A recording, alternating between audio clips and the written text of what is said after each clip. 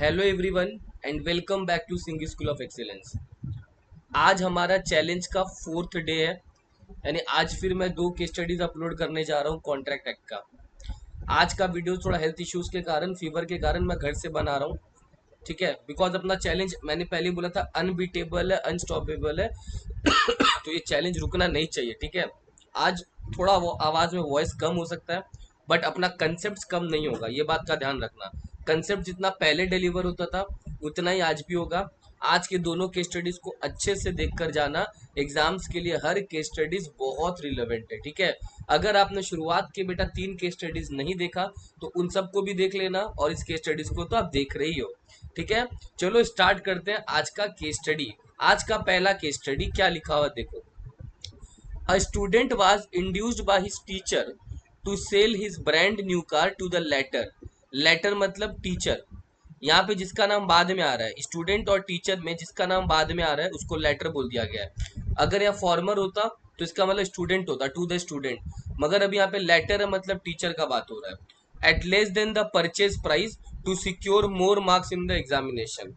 एक टीचर ने अपने स्टूडेंट को इंड्यूस किया कि देख, तेरा एग्जाम में बहुत अच्छा मार्क्स आया, मेरे बदौलत आया, तो तू अपनी जो ब्रांड न्यू कार है ना, वो मेरे को बाजार में जो मार्केट प्राइस है, परचेज प्राइस है, उससे भी कम दाम में दे दो। मतलब अगर मान लो कि मार्केट प्राइस 10 लाख है, तो टीचर उससे वो कार 3 लाख या 4 लाख में ले लेना चाहता है। यस और नो? तो टीचर स्टूडेंट को इंड्यूस कर रहा है। क्या कर रहा है? इंड्यूस कर रहा है। अगर आप लोग को थोड़ा सा कंसेप्ट याद होगा, अगर आपने कॉन्ट्रैक्ट एक्ट के प्रोविजंस बहुत अच्छे से पढ़े होंगे, तो आपको याद होगा इसको अनड्यू इन्फ्लुएंस बोलते हैं बच्चों। क्या बोलते हैं? Undue influence. अनड्यू इन्फ्लुएंस क्या होता है? जब एक पार्टी थोड़ा डोमिनेटिव पोजीशन में होता है और वो अपनी पोजीशन को मिसयूज करके जो पार्टी इंफीरियर पोजीशन में है उसका फायदा उठाता है, उसको बोलते हैं अनड्यू इन्फ्लुएंस। ये आपको और भी केस स्टडीज में मिल सकता है। जैसे मान लो एक डॉक्टर है और एक पेशेंट है, तो डॉक्टर जो है अपने डोमिनेटिव पोजीशन का इन्फ्लुएंस करके पेशेंट को जो है उस पर अनड्यू इन्फ्लुएंस अप्लाई कर सकता है। इसके अलावा मान लो कोई एक बेटा गुरु है, तो गुरु जो है वो अपने भक्त को भी अनड्यू इन्फ्लुएंस कर सकता है। तो यानी ये जो केस है ये अनड्यू इन्फ्लुएंस का है। ठीक है, accordingly the car was sold. अब बेचारा जो स्टूडेंट है वो इन्फ्लुएंस हो गया और उसने अपनी गाड़ी जो है बहुत ही कम दाम में अपने टीचर को बेच दी। लेकिन जब उस बच्चे के पापा को पता चला तो उस पापा ने क्या, however the father of student persuaded him to sue his teacher. तो जब पापा को पता चला तो पापा ने बोला, ए बच्चा सुन, ये गलत है, तू अपने टीचर पे केस कर, ये अनडू इन्फ्लुएंस नहीं हो सकता। और उसके बाद क्वेश्चन हमसे पूछ रहा है, क्या स्टूडेंट जो है वो सू टीचर को सू कर सकता है क्या? तो आपको क्या लगता है, क्या आपको प्रोविजंस याद है क्या अनडू इन्फ्लुएंस के? तो मैं आपको आंसर से पहले प्रोविजन समझा देता हूं। देखो, fraud, miss representation, coercion, undue influence और मिस्टेक, ये 5 चीज आप याद रख लो। मैं वापस बोल रहा हूं, कोर्शन मैं लिख देता हूं आपके लिए। Coercion, undue influence, fraud, miss representation और मिस्टेक। मिस रिप्रेजेंटेशन और मिस्टेक, ये पांचों के पांचों अगर अप्लाई हो रहे कोई कॉन्ट्रैक्ट में, तो वो सारे के सारे कॉन्ट्रैक्ट बेटा वॉइडेबल होते हैं। वॉइड नहीं बोल रहा हूं मैं वॉइडेबल बोल रहा हूं। अब अगर मेरे से पूछोगे सर वॉइडेबल का मतलब क्या होता है, तो वॉइडेबल का मतलब एक ऐसा सिचुएशन जहां पे वो कॉन्ट्रैक्ट आगे जाके वैलिड भी हो सकता है या वॉइड भी हो सकता है। यस और नो? इसका मतलब ये जो पांचों कॉन्ट्रैक्ट्स है ये वॉइडेबल है। इनका आगे जाके कोई ना कोई अंजाम जरूर निकलेगा, या तो वो सारे कॉन्ट्रैक्ट्स वैलिड हो सकते हैं या वॉइड हो सकते हैं। तो ये पांचों के पांचों अगर कोई आपको केस स्टडीज में दिख रहा है बेटा, तो वो सारे के सारे वॉइडेबल कॉन्ट्रैक्ट्स हैं। और इन पांचों का बेटा एक ब्रॉड हेडिंग आपको याद है क्या है? Free consent. अगर ये पांचों है तो पार्टीज का कंसेंट फ्री नहीं है। पार्टी जो है कोई बर्डन में आके, कोई इन्फ्लुएंस में आके उन कॉन्ट्रैक्ट्स में एंटर करें, जो कि गलत है। तो इसीलिए सारे के सारे कॉन्ट्रैक्ट वॉइडेबल है।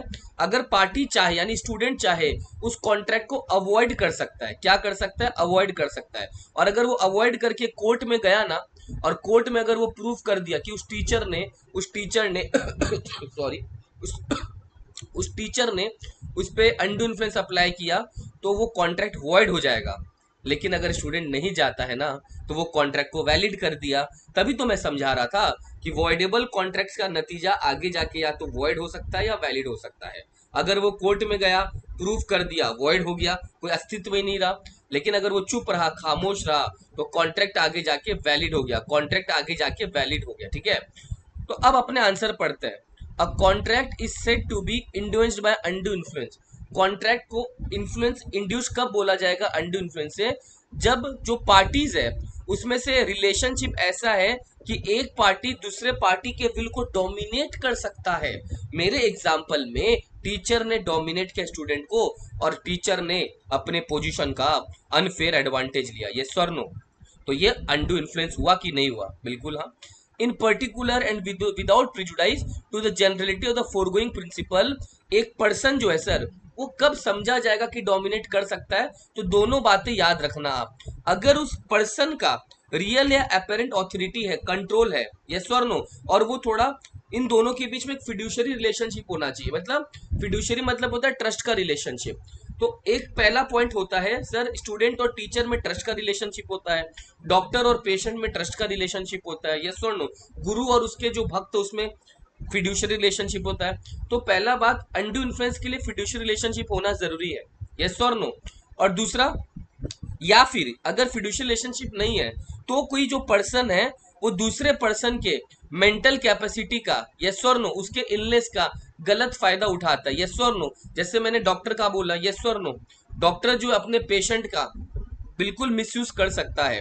तो अगर ये दोनों केस आपको दिख रहा है तो समझ जाना सर कॉन्ट्रैक्ट अनड्यू इन्फ्लुएंस है, यस और नो। तो आपको मैंने प्रोविजंस बहुत अच्छे से समझा दिया। अब अपने फाइनली कंक्लूड करते हैं, यस और no. Yes, the student can sue his teacher on the ground of undue influence, yes और नो। तो पापा ने जो कहा वो बिल्कुल सही है, ऐसा टीचर नहीं कर सकता है। कोई भी कॉन्ट्रैक्ट, देखो मैंने पांचों आप लोग को पहले ही नाम लिखा दिया था, कोर्शन, अनड्यू इन्फ्लुएंस, फ्रॉड या मिस रिप्रेजेंटेशन, ये पांचों के पांचों बेटा वॉइडेबल कॉन्ट्रैक्ट्स है। यानी जिस पे अप्लाई हो रहा है वो चाहे तो उन कॉन्ट्रैक्ट्स को वॉइडेबल है फिलहाल के लिए, आगे जाके वैलिड भी कर सकता है, वॉइड भी कर सकता है। चलो इस केस स्टडी में एक छोटा सा एग्जांपल और ले लेता हूं ताकि आपका कंसेप्ट थोड़ा सा और क्लियर हो जाए। मान लो मैंने फ्रॉड के बेसिस पे आपको बोला कि मेरा ये जो गाड़ी है उसका कीमत 6 लाख रुपया है, जबकि उसका एक्चुअल वर्थ मेरे को पता है खाली 1 लाख ही है। अब आप अनजान हो, आपको आइडिया नहीं है, और मैंने क्या किया, आपके साथ फ्रॉड करके वो गाड़ी आपको 6 लाख में बेच दी। अब सेल तो हो गया, मेरे को बताओ सोच के कि आप क्या केस कर सकते हो क्या? वेल द आंसर इज हाँ सर, फ्रॉड है। अगर आप चुप रहते हो अगर आप चुप रहते हो तो इसके आपने कॉन्ट्रैक्ट को वैलिड कर दिया, लेकिन अगर आप मेरे को सू करते हो तो कॉन्ट्रैक्ट वॉइड कर दिया। इसलिए फ्रॉड भी एक वॉइडेबल कॉन्ट्रैक्ट है।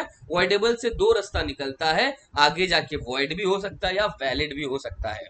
बच्चों को कॉन्ट्रैक्ट एक्ट समझ में आ जाता है मगर उनको एक्चुअली वॉइडेबल का मतलब ही नहीं पता, ठीक है ना। उनको वैलिड और वॉइड का मतलब पता रहता है मगर वॉइडेबल का मतलब नहीं पता, ठीक है। आई होप इस पहले केस स्टडी से आपको इन डेप्थ पूरा डिटेल में समझ आ गया कि कंसेंट फ्री कब माना जाएगा।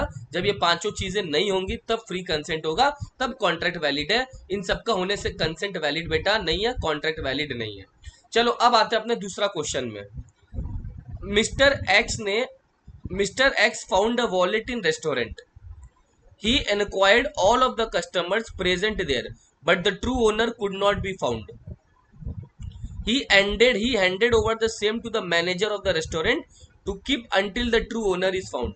मिस्टर एक्स को एक वॉलेट मिला रेस्टोरेंट में, उसने सारे कस्टमर से पूछा लेकिन ट्रू ओनर नहीं मिल पाया। उसके बाद क्या किया, एक्स ने फाइनली जो रेस्टोरेंट का मैनेजर था उसको वो वॉलेट थमा दिया। लेकिन कुछ दिन बाद, after a week, he went back to the restaurant to enquire about the wallet. वो गया रेस्टोरेंट में और उस वॉलेट के बारे में इंक्वायरी कर रहा था। The manager refused to return it back to X, saying that it did not belong to him. Manager ने बोला, ए तू यहाँ पे क्यों आया, ये वॉलेट तेरा थोड़ी है। तो मैनेजर ने मिस्टर एक्स को वो वॉलेट देने से मना कर दिया। आप केस समझो, एक्स कोई नॉर्मल व्यक्ति है, वॉलेट उसका नहीं था, उसने रेस्टोरेंट के मैनेजर को वॉलेट पकड़ा दिया क्योंकि ट्रू ओनर मिल नहीं पाया था। अब एक वीक के बाद वो गया और वापस मैनेजर से पूछा, सर क्या वो वॉलेट का ओनर आपको मिला? मैनेजर बोला नहीं, तो वो मांग रहा था वॉलेट एक्स, लेकिन मैनेजर मना कर दिया ये बोल के कि भैया वॉलेट जो तुम्हारा नहीं है हमारे पास ही रहेगा। तो अब इन the light of Indian contract act बताओ, क्या क्या जो एक्स है वो वॉलेट मैनेजर से रिकवर कर सकता है क्या? बेटा इसका जो प्रोविजन है उसका प्रोविजन होता है फाइंडर ऑफ लॉस्ट गुड्स। इसका प्रोविजन है फाइंडर ऑफ लॉस्ट गुड्स। इसका प्रोविजन का पांचों लाइन आपको पूरा लर्न करना पड़ेगा और बहुत इजी तरीके से मैं आपको समझा दूंगा। देखो क्या लिखा हुआ है, फाइंडर में claim compensation for the trouble and expenses incurred by him to preserve the goods and to find out the true owner. अगर आप फाइंडर हो और अगर वाकई आपने कोई गुड्स खोजा है या गुड्स को अपने पास रखा है और गुड्स को खोजने के लिए या गुड्स को रखने के लिए अगर आपका कोई खर्चा लगा है, आप फाइंडर हो, आपने गुड्स खोजा और गुड्स खोजने के लिए आपका कोई खर्चा लगा है या गुड्स को प्रिजर्व करने के लिए आपको कोई खर्चा लगा है, तो आप उसके लिए कंपनसेशन ले सकते हो। यानी एक्स के पास पहला राइट क्या है कि अगर एक्स का कोई खर्चा लगा है तो एक्स उसका कंपनसेशन ले सकता है। अब पॉइंट नंबर 2, अगर ओनर जो है वो कंपनसेशन देने से मना कर दे तो एक्स चाहे तो वो गुड्स अपने पास रख सकता है, लेकिन लेकिन वो केस फाइल नहीं कर सकता। अगर ट्रू ओनर मिल जाए तो एक्स जो है वो डेफिनेटली गुड्स अपने पास तब तक रख सकता है जब तक ओनर उसको डैमेज ना दे दे, क्योंकि उसने गुड्स को प्रिजर्व किया था, right.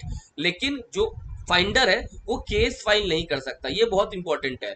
Finder of lost goods can keep the goods with him but he can not file the case against the owner, yes और नो। थर्ड पॉइंट क्या है सर, अगर कोई रिवॉर्ड अनाउंस किया था ओनर ने तो सर एक्स के पास एक राइट है, यानी फाइंडर के पास एक राइट है कि वो उस रिवॉर्ड को क्लेम कर सकता है और रिवॉर्ड के लिए लेकिन जरूर सू कर सकता है। वेरी इंपॉर्टेंट, अगर ओनर ने बोला जो मेरा सामान खोज के दे देगा मैं उसको 10 लाख रुपया इनाम दूंगा, एक बार कमिटमेंट कर दी उसके बाद तो भाई वो किसी की नहीं सुनेगा। यानी एक्स जो है वो रिवॉर्ड के लिए रिवॉर्ड जो है वो क्लेम करने का उसके पास अधिकार है। अगर रिवॉर्ड नहीं दिया ना ट्रू ओनर तो उसके लिए सू कर सकता है। तो एक बार अपने बेटा तीनों प्रोविजन अच्छे से पढ़ते हैं। पहला इधर देखो, पहला फाइंडर ऑफ लॉस्ट गुड जो है उसने अगर गुड्स को प्रिजर्व किया, क्या क्या गुड्स को प्रिजर्व किया, उसको कोई ट्रबल हुआ, कोई एक्सपेंसेस हुआ तो उसके लिए वो क्लेम कर सकता है डैमेज। नंबर 2, अगर ओनर जो है वो डैमेज देने के लिए मना कर दे तो जो फाइंडर ऑफ लॉस्ट गुड्स है वो गुड्स अपने पास रख सकता है जब तक उसको डैमेज ना मिले। इसके अलावा अगर ओनर ने मीनवाइल कोई अनाउंसमेंट कर दिया रिवॉर्ड का तो भैया जो फाइंडर है वो उसका एक अधिकार बन जाता है, वो जो है रिवॉर्ड ले सकता है। अगर ओनर रिवॉर्ड अनाउंस करने के बाद रिवॉर्ड ना दे तो जो फाइंडर है वो सू भी कर सकता है, लेकिन रिवॉर्ड अनाउंस होने के लिए उस समय अगर अनाउंस हुआ तो, अगर अनाउंस नहीं है तो वो कुछ नहीं कर सकता है, ठीक है। अब नंबर 4 वेरी इंपॉर्टेंट, नॉर्मली जो फाइंडर है ना वो गुड्स को बेच नहीं सकता, यस और no, he can not sell the goods, but when real owner is not found with reasonable diligence और if owner refuses to pay the lawful charges then he can sell in the market. भैया normally जो finder है goods को बेच नहीं सकता, लेकिन वो बेचारा बहुत कोशिश किया लेकिन ओनर मिला नहीं, या फिर अगर मिला लेकिन ओनर जो है वो चार्जेस देने के लिए मना कर दिया, लॉफुल चार्जेस देने के लिए मना कर दिया, तो चाहे तो जो फाइंडर है वो गुड्स को बेच सकता है, लेकिन इसके लिए आपको एक कंडीशन पढ़ना पड़ेगा, ठीक है। मैं वापस बता रहा हूँ, नॉर्मली वो सेल नहीं कर सकता, लेकिन अगर रियल ओनर बहुत मेहनत के बाद भी नहीं मिल रहा है या फिर रियल ओनर मिला मगर उसने लॉफुल डैमेज देने के लिए, चार्ज देने के लिए मना कर दिया, तो चाहे तो फाइंडर जो है वो गुड्स को सेल कर सकता है, मगर ही कैन सेल द गुड्स कब बेच सकता है सर, जब गुड्स बहुत पेरिशेबल है, यानी सर गुड्स का वैल्यू जल्दी खराब हो रहा है तब वो गुड्स को बिना पूछे बेच सकता है। या फिर जो लॉफुल चार्जेस है सर, जो लॉफुल चार्जेस है वो गुड्स के वैल्यू से 2/3 या उससे ज्यादा हो जाए। एग्जाम्पल समझते हैं, मान लो गुड्स का वैल्यू 15,000 है तो 15,000 का 2/3 अगर निकालोगे बेटा तो 10,000 होता है, तो लॉफुल चार्जेस उसके ऑलरेडी 10,000 उससे ज्यादा लग चुके हैं, तो वो चाहे तो गुड्स को सेल कर सकता है। Are you getting my point? यानी फाइंडर ने देखा गुड्स पेरिशेबल है वो बेच सकता है, फाइंडर ने देखा कि जो लॉफुल चार्जेस उसने इनकर कर दिए अब तक वो 10,000 या उससे ज्यादा, मतलब मेरे एग्जांपल में 10,000 जो कि है 2/3 और मोर, गुड्स का वैल्यू का 2/3 और मोर, अगर उससे ज्यादा हो गया तो गुड्स को सेल कर सकता है। समझा मेरा बात? तो सर आंसर में in the light of the above provisions manager must return the wallet to X. Manager का जिम्मेदारी बनता है एक्स को वापस से रिटर्न कर देने का वॉलेट। क्यों? 1 हफ्ता 10 दिन हो गया, सबसे पूछा गया था कि भैया आपका वॉलेट है क्या, कोई प्रूफ दो, कोई बोला नहीं। इसीलिए एक्स जो चाहे तो भैया वॉलेट को रिटर्न कर सकता है। Are you getting my point? लेकिन अगर ट्रू ओनर मिल जाए तो अलग बात है। तो this was a very important case study. ठीक है, आई होप आप लोग को दोनों केस स्टडी बहुत अच्छे से समझ में आया होगा। ठीक है, इसी तरह से कुछ भी हो जाए रोज 50 डेज केस स्टडीज आता रहेगा। बस the only thing which I want from you is your 100% dedication. आप एग्जाम्स में पास हो जाओगे, लॉ में अच्छा मार्क्स लाओगे, तो definitely we will be happy. ठीक है, आप पास हो, अपने मार्क्स को स्क्रीनशॉट भेजो मेरे को। ठीक है, अगर आपको लॉ में कोई और भी परेशानी है तो आप डायरेक्ट या तो मेरे ऐप पे कुछ ऑलरेडी डेमो वीडियोस है, आप उन वीडियोस को देख सकते हो, आप मेरा ऐप इंस्टॉल कर लो। ठीक है, अगर आपको लगता है नहीं सर कोई रिकॉर्डेड फैसिलिटीज वगैरह है क्या, तो हमारा रिकॉर्डेड बैचेस ऑलरेडी बहुत रीजनेबल रेट्स पे सबके लिए अवेलेबल है, तो आप उसके लिए एनरोल करा सकते हो। इट इज नॉट नेसेसरी आपको कराना है। टू बी वेरी ऑनेस्ट, अगर आपको लगता है सर लॉ बहुत खराब है तो कराओ। अगर आपको लगता है सर नहीं केस स्टडीज वाला पार्ट थोड़ा सा दिक्कत होता है और एक आंसर्स कैसे लर्न करना है, लिखना है, तो ये सब तो मैं यहाँ पे डाल रहा हूँ। बट इसके अलावा अगर आपको लगता है नहीं कंसेप्ट हिला हुआ है पूरा, तो डेफिनेटली आप हमारा बैच परचेज कर सकते हो। इसके अलावा कोई और क्वेरीज, कोई डाउट्स हो तो आप बिल्कुल व्हाट्सएप कर सकते हो। ठीक है, चलो थैंक यू सो मच। अगर मेरा तबीयत ठीक रहा तो डेफिनेटली कल अपने इंस्टीट्यूट से वीडियो बनाया जाएगा, अदरवाइज अगर मैं घर पे रहा तो घर से वीडियो जरूर आएगा। चलो thank you so much, bye bye, take care, अच्छे से पढ़ो और दोस्तों के साथ भी वीडियो को जितना ज्यादा हो शेयर करो, ताकि यार वो लोग भी अच्छे से पढ़ सकें और मार्क्स सबका अच्छा से आ सके। Thank you.